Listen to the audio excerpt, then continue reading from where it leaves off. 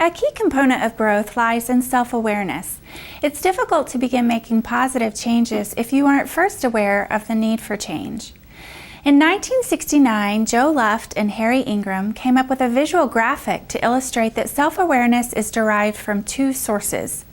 Those two sources are self-reflection and feedback from others. Luft and Ingram combined their first names to call this visual graphic the Johari window. Using the Johari window, you can imagine self-awareness as a window with 4 panes. The first pane is called the public area. This pane contains information that is known both to the self and to others. People with more information in the public area are able to share deeply about themselves with others.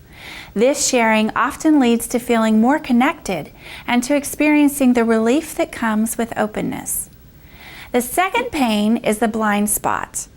Information contained in this pane is known to others, but not known to the self.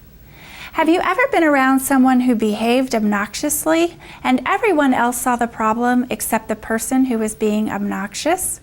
For that person, their obnoxiousness is hidden in their blind spot.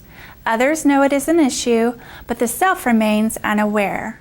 We each have those pieces of ourselves that others recognize, but we don't yet recognize for ourselves. The key to learning about information in your blind spot is in receiving feedback from others. The third pane is the hidden area. Information contained in the hidden area is not known to others, but is known to the self.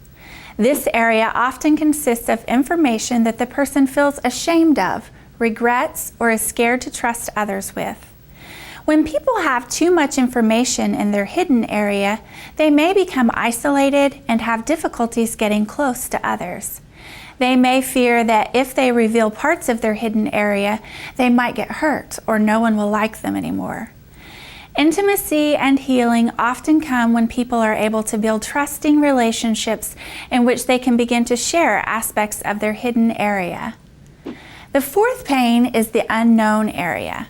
This part of the self is not known to others, but it is also not yet known to the self. For example, if you have been particularly moody, you and others may have noticed this. However, neither you nor others may understand why you have been feeling moody. This means that the cause of your moodiness is in the unknown area. As you seek to increase your self-awareness, pursue your two sources of information.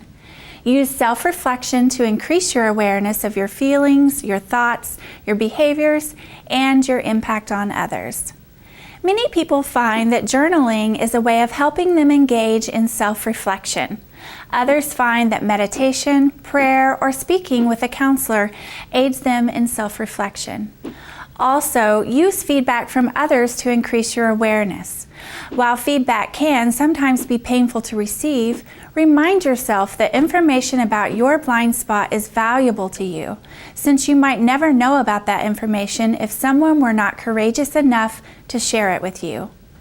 And if you would like to receive more feedback than you currently do, ask for it from people you trust and who you know will be honest with you.